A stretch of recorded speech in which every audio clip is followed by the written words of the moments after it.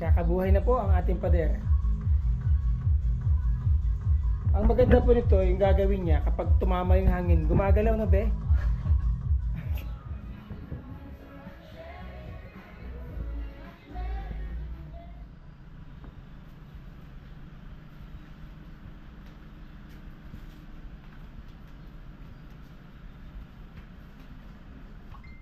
Magandang araw sa inyo mga kaputsubals. So today is November 3. Nag-onboard ako dito sa resort na to October 30 as resort manager, in charge of operation. Tapat tong resort na to, 2018 yata nagsimula. Dati siyang Luna Beachfront Resort. Ngayon na siya, Zuri Zambales. Zuri means beautiful in Arabic word. Okay? Ayan, kung makikita nyo, may mural. May ginagawa na naman dito. So, ang maganda sa resort na to, mga kaputsubals, malapit sa dagat. Yan, dagat na yan. Tapos, very accessible. Po. From Manila, about 3.5 to 4 hours lang dito ka na. Ito po yung parking space. Ito yung parking space namin. Kasya dito hanggang, I think, hanggang 14 na sasakyan, So, meron kaming 14 rooms na available.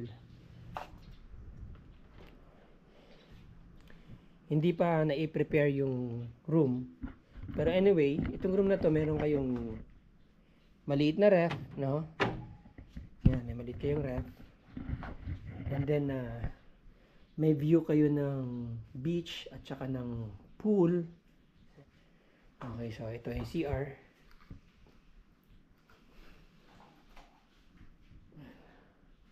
So, meron siyang hot shower. At split type pong aircon. Malaki. Kaya malamig po itong lugar na to. Malamig ang mga kwarto po. Lalo na ngayon kapag mainit, masarap talaga sa malamig na kwarto. So, meron kayong parang mini veranda dito. Pwede maglagay ng upuan dyan. Sa gabi, pwede nyo mapanood yung moonlight or sunset na nandito kayo. Kitang-kita nyo yung sunset dyan. Kitang-kita nyo yung mga naliligo dyan sa pool. So, ito naman po yung ating deluxe room with balcony. Yan. Yan. So, may balcony po dito. Kung halimbawang may mga kids kayo nakasama at ito ni-rent ninyo, makikita nyo rito yung mga kids nyo kung okay ba anong ginagawa nila. Or meron po kayong immediate access para tawagin sila. Buksan nyo lang yan. Labas lang kayo. So, pwede nyo na silang tawagin doon. The best dito yung tuwing umaga, itong area na to. For breakfast, coffee, ganun. With your kids, pwede po tayo maglagay ng mesa dito kung gusto ninyo. Okay, so meron kayong coffee table dyan. Meron pong smart TV, And then, CR, of course. May hot shower din. At malakas ang tubig, definitely. Alright, so yan. So halos pare-pareho din po, ganyan na mga kwarto. Ngayon, tignan po natin yung couple room natin.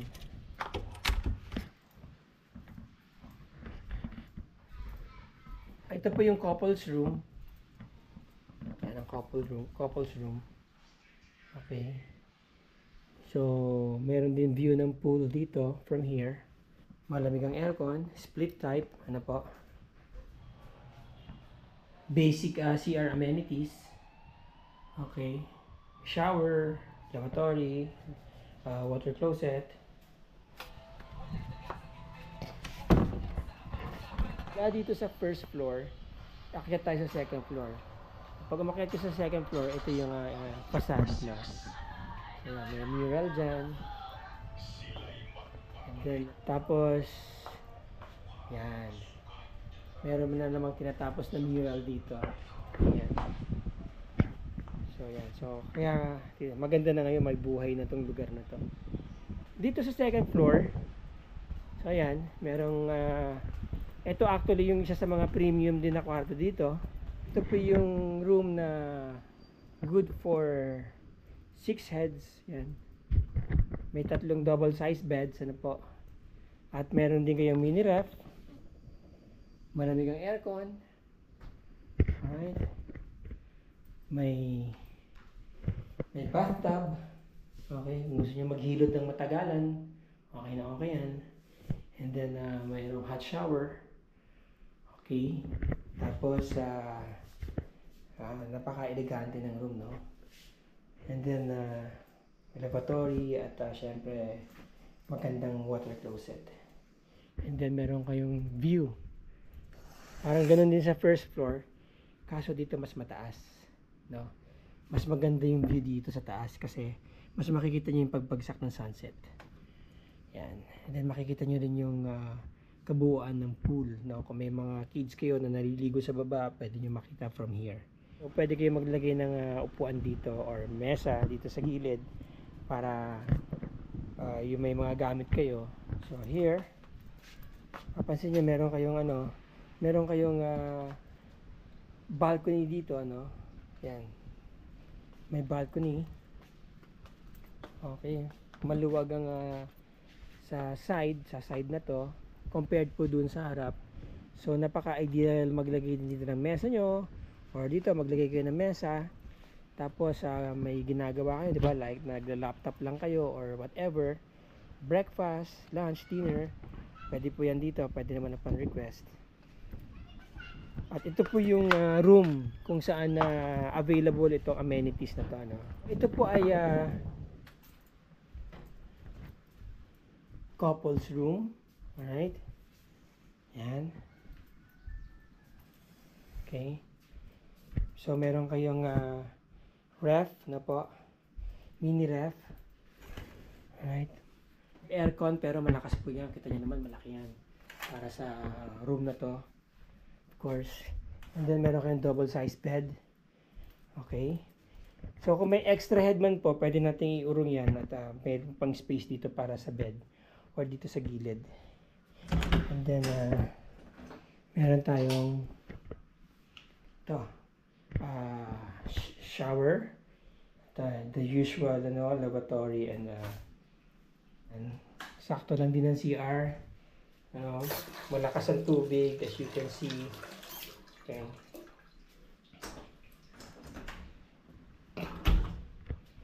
So that's it. So ito po yung ating kitchen, ano. Ito yung ating mga magigiting at masisipag na mga resort staffs yan. Tsaka yun si Kevin. Kapag marami pong guests, nag-o-on call naman kami para mas mapabuti yung pag-aasikaso namin sa inyo. So ito yung kabuuan ng building. Gawa po yan sa container van, ano. Okay, tapos ito ang CR. Malaki po common CR. Okay? So iba yung male sa female. So dito yung ating male. Yan. So meron tayong isa, dalawa, 3 shower areas dito. Paayos lang namin yun para mag-function pa yung isa. And then may urinal, may 2 toilet dito. Okay. Tapos lababo. Then pagpasok nyo, pwede po kayong kumuha ng tissue dito.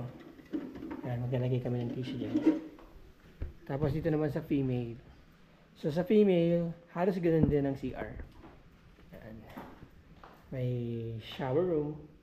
May shower area. So, dito ang yan. Lababo, shower area, tsaka 3 CR na may water closet. So, ayan. Okay, so lababo, wala pong urinal kasi syempre ladies room. Okay. And then from here, ito na po yung kusina, no. Meron lang po tayong minimal na na fee para sa ating kitchen. Pwede niyo na pong gamitin yung kitchen. Okay, may kasamang gasol, may kasamang burner. But you have to bring your utensils, ano po. And then clean as you go. Otherwise, meron po tayong charges kapag hindi po hinugasan yung mga gamit or hindi po naibalik yung mga gamit ng maayos. Okay. Ito po yung aming pavilion. Pwede po kayo event dito, ano, pwede pong let's say kasal, birthday, action, ano, kagaya ng mga seminars.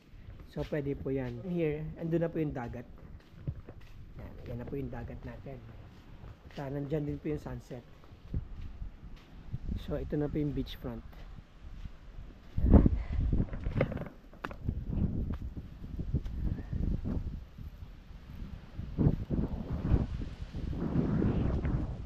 So yung feeling kapag ka nandito ka sa beachfront, pwede kang tumambay sa bato, diba? Pwede mong i-feel yung nature habang iniinom mo yung paborito mong tsaa. Yan. So tignan po natin yung mga kubo-kubo. Ito po yung mga kubo-kubo natin. So halimbawa meron kayong mga events, ano, na gusto nyo gawin malapit sa dagat, like gusto nyo kumain dito sa tabi para pagka gusto nyo lumusong sa dagat may makakalusong kaagad kayo. Ito perfect spot para sa grupo ninyo.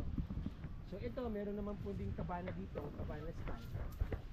Okay din dito kapag ka medyo gusto nyo Japanese setup, and magpipiknik kayo, maglalagay kayo ng let's say lalatag lang kayo ng isang banig na ganyan, tapos magbubudal fight kayo, okay na okay dito. Pwede rin kayo matulog sa gabi dito. Halimbawa ayaw nyo matulog sa room, marami kayo, so pwede kayo mag set up dito matulog. Enjoy nyo lang yung lugar na to. Pwede rin kayong paggising nyo sa umaga, punta kayo rito tapos mag yoga kayo or mag meditate kayo.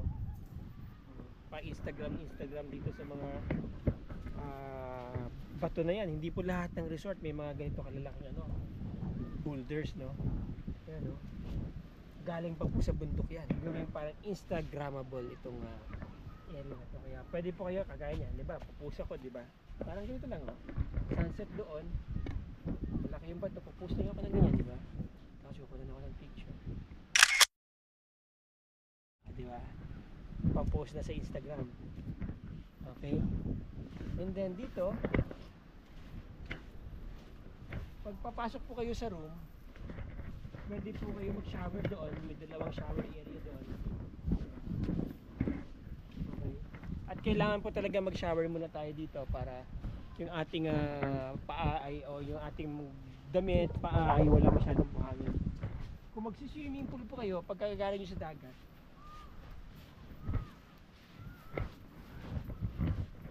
dito po ang entrance. Ito po entrance natin. Yan. And then pwede po kayo mag-shower dito. Nandiyan ang shower room natin. Siyempre, you have to wear proper attire para sa pool. So, yung kids pool. Ito. Yan.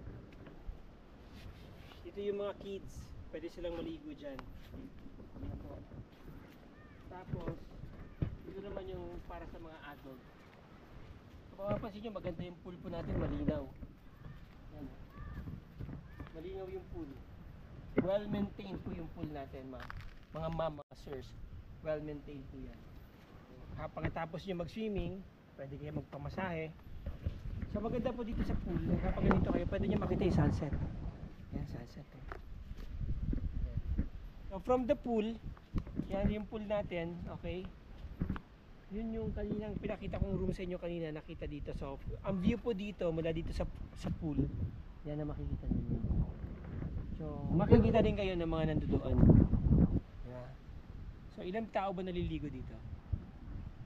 Ilang taong kaya? 100, sir. 100. Kaya yan, sir. 100? Hindi na sila gumagalaw dyan, nakatayo na lang sila lahat. Hindi. Kasya pa sila dyan. Nag-80 kami dito. Maluwag pa. 80? 80.